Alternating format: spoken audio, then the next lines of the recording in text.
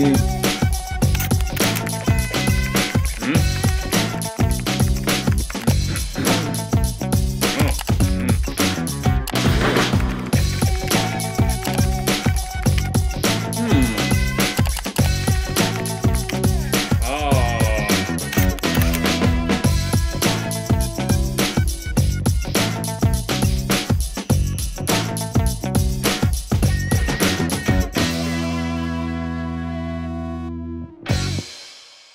Salut gang, c'est Mathieu. On est au beau d'Asmo, compagnie montréalaise. On est avec Andrew qui va nous parler de ces nouvelles batteries qui ont été conçues à Montréal, spécialement pour les centres de location.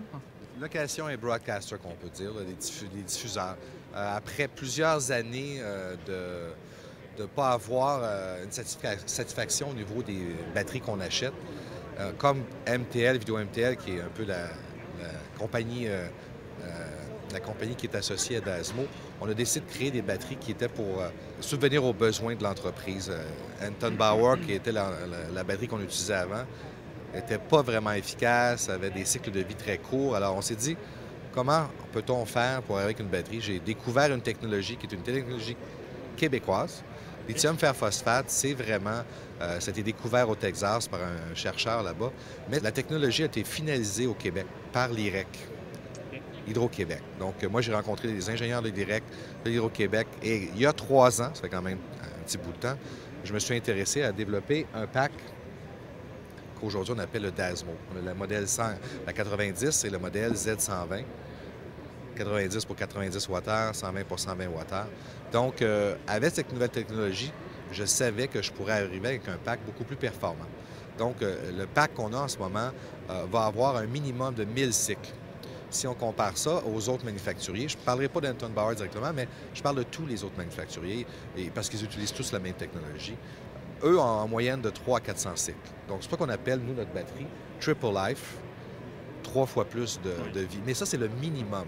Parce que la technologie, si vous allez sur l'Internet, LifePo, c'est une technologie, vous pouvez faire des recherches facilement, c'est toujours raté 1500 à 2000 cycles. Nous, on est très conservateur, on dit 1000 cycles, c'est déjà beaucoup mieux que ce qui se passe déjà dans l'industrie. Et il y a aussi l'avantage du temps de charge. Une batterie Anton Bauer ou une batterie Dionic ou Swift, quoi que ce soit, va prendre en moyenne de 3 heures à se charger. Nous, elle va se charger en 45 à 50 minutes. Oh, quand même, c'est une bonne différence. Donc, lorsque tu pars en voyage, au lieu de partir avec 6 packs, tu peux partir avec 3 packs seulement parce que tu sais que tu n'es jamais à court. Tu peux les recharger plus rapidement que tu les utilises. Donc, tu es plus léger en transport. Pour une maison de location, c'est moins d'inventaire à tenir. Et comme ils font 1000 cycles, nous, notre pack de batterie, on devait le changer. Probablement le tiers du pack, on le changeait à tous les ans. C'est beaucoup d'investissement. Donc là, pour une maison de location, de pouvoir changer les packs aux 3 ans ou aux 4 ans, c'est une énorme différence. Même, je prédis que les gens vont probablement nous demander des casings neufs après 2-3 ans parce que le casing va s'user et les cellules vont être encore extrêmement bonnes et on va juste remplacer les casings. Donc, c'est une économie pour une maison de location qui est énorme. On a mis aussi dans la batterie de l'électronique qui a été conçue au Québec par des ingénieurs que j'ai engagés. Et c'est un peu la force du pack, c'est l'électronique qu'il y a à l'intérieur. C'est ce qu'on appelle un BMS, un Battery Management System. Lorsque tu utilises les autres compagnies, le chargeur est intelligent, le pack est un petit peu niaiseux. Nous, on voulait un pack intelligent. On peut charger notre pack avec un power supply tout simplement. Okay. Il n'y a aucune communication avec les chargeurs, quoi que ce soit. Le chargeur est tout simplement là pour envoyer le courant, pour charger la batterie. La batterie elle-même, lorsque tu la mets sur un chargeur, c'est elle qui va arrêter de se charger lorsqu'elle est complètement chargée. C'est pas le chargeur qui arrête d'envoyer du courant. C'est vraiment l'inverse. Je voulais créer une batterie qui n'était pas dépendante d'un chargeur. Donc, tu peux la charger avec qu'est-ce que tu veux en tant que tu aies le bon voltage et le bon ampérage. On a mis un accéléromètre à l'intérieur comme un iPhone pour que lorsqu'elle est au repos, la batterie s'arrête complètement. Donc, l'électronique et le display ne drainent pas l'énergie de la batterie, ce qui est très important parce que lorsque tu ne l'utilises pas, elle peut être 6 mois sur la tablette et elle ne se draine pas, donc c'est moins de maintenance pour les gens. Il y a une communication RF dans la batterie. Donc, lorsque tu as un lecteur RF relié à ton ordinateur, tu fais juste passer très près du lecteur comme dans tous les boutiques de vêtements, que ce soit. Et l'information de la batterie est toute transférée dans l'ordinateur. Donc, le nombre de cycles, le numéro de série de la batterie, l'historique de la batterie, qu'est-ce qui est arrivé avec cette batterie depuis qu'elle est en circulation. Donc, c'est beaucoup plus facile pour le vendeur de l'occasion de gérer son parc de batterie avec une communication sans fil comme ça. Il y a aussi l'aspect écologique. On n'y pense pas toujours, mais c'est sûr que tu achètes des Anton Bauer, des DX, des Swift. Lorsque tu les mets au recyclage, c'est quand même difficile pour l'environnement. Les cellules, tout ce qui est à l'intérieur, c'est très nocif pour l'environnement. Lithium fer phosphate, c'est la batterie la moins nocive pour l'environnement. Il n'y a aucun élément, lorsque tu la recycles, qui est dommageable. C'est du fer, c'est du lithium. Il n'y a rien de dommageable dans la batterie lorsque tu la recycles. Donc, tous ces éléments-là font que ça a probablement l'air un peu miraculeux, mais la technologie fer-phosphate, lithium-fer-phosphate, c'est en tant que tel un peu la batterie miraculeuse qu'on attendait depuis plusieurs années. Et j'ai décidé de l'appliquer à nos packs. Donc, on est très fiers pour l'instant. Ça fait combien de temps que vous utilisez la batterie d'application? Ça fait 1 an que dans MTL, on utilise en test les batteries.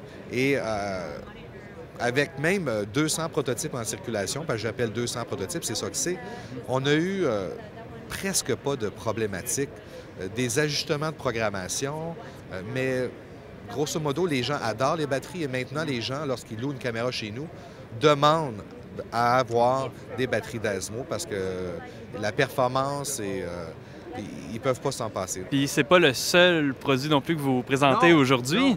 On a les petits convertisseurs. Un petit convertisseur qu'on a appelé Tiny Fiber. L'intérêt de ça, c'est qu'il y a une compagnie montréalaise qui s'appelle Embryonics, une compagnie de Laval, qui fabrique les SFP comme ça. Ils ont appelé ça des EM-SFP. C'est des SFP modules avec des mini-coax. Eux ont pris ce connecteur et ils l'ont utilisé sur des SFP au lieu d'être de la fibre, parce qu'habituellement, un SFP, c'est des modules de fibre. Donc, nous, on a pris ces petits modules. Ils ont créé à peu près une vingtaine de modules. Et on s'est dit que ça me prendrait un petit DA très compact. J'ai cherché la boîte la plus petite que je pouvais trouver. Je ne peux pas aller plus petit que ça. Et ça me permet d'avoir 1 in, 3 out, 2 in, 2 out. Et ça peut être reclock, ça peut être reclock à l'input, ça peut être reclock à l'output. Ça peut être du long range, du short range. Et on a aussi, si on veut aller en fibre, tout simplement à faire ça. On rentre en fibre, on rentre en coax, on sort en fibre. Donc, dans une application sur le terrain, tu as besoin, parce que soudainement, tu réalises que tu es trop loin et tu veux avoir de la fibre, tu peux passer en fibre ou tu peux tout simplement reclocker ton signal et rester en coax. C'était vraiment la flexibilité. Si tu vas dans d'autres manufacturiers, ils vont te vendre une boîte qui fait une chose. Nous, on a une boîte qui, j'appelle ça une interface, parce que tu choisis de par les modules qui existent, et plus de modules vont être créés, plus la flexibilité de la boîte va devenir intéressante. Donc, nous, on va utiliser ça sur des Alexa, 2 in, 2 out en fibre, velcro, alimenté sur la caméra. C'est tout petit, ça prend pas d'espace. Un petit velcro et le tour est joué. Un petit velcro et le tour est joué. Donc, c'est vraiment un petit convertisseur. En réalité, le truc vient surtout de la compagnie Embryonics qui a créé ces modules, qui en ce moment va être utilisé par Evertz, va être utilisé par Miranda, va être utilisé par plein d'autres manufacturiers qui vont faire des rack units avec plein de petits modules comme ça. Et tu sors coax, mais soudainement, tu décides d'aller en fibre, tu le retires, tu mets une fibre. Et ça devient une technologie, je pense, très utile, mais pour nous, ça va être un nouvel atout à MTL. Puis côté prix, parce qu'on parle de vente ici. Oui. Ah, on parle de quoi? Prix? Au niveau des piles, les batteries pack, la 90, elle est 770. La 120, elle est 950. C'est les prix de liste qu'on appelle. Oui. Okay? Pour ce qui est de la boîte, le DA, ça dépend des modules qu'on choisit, mais c'est entre 900 à 1500 $, tout dépendant des modules qui sont choisis. Donc, les gens nous disent, OK, je veux un reclock, je veux pas de reclock, je veux une fibre, je veux pas de fibre. Tout dépendant des modules qu'ils choisissent, là, on peut déterminer le prix comme ça. Puis en distribution, ça se passe comment? Est-ce qu'on prend directement contact avec Dasmo? En ce moment, on prend directement contact avec Dasmo. Évidemment, on a rencontré plein de gens. Il y a plein de gens qui ont l'air intéressés à distribuer. Probablement qu'après la NAB, on analysera tout ça, puis il y aura probablement des distributeurs qui pourront distribuer les produits de Dasmo. Merci beaucoup, Andrew. Merci.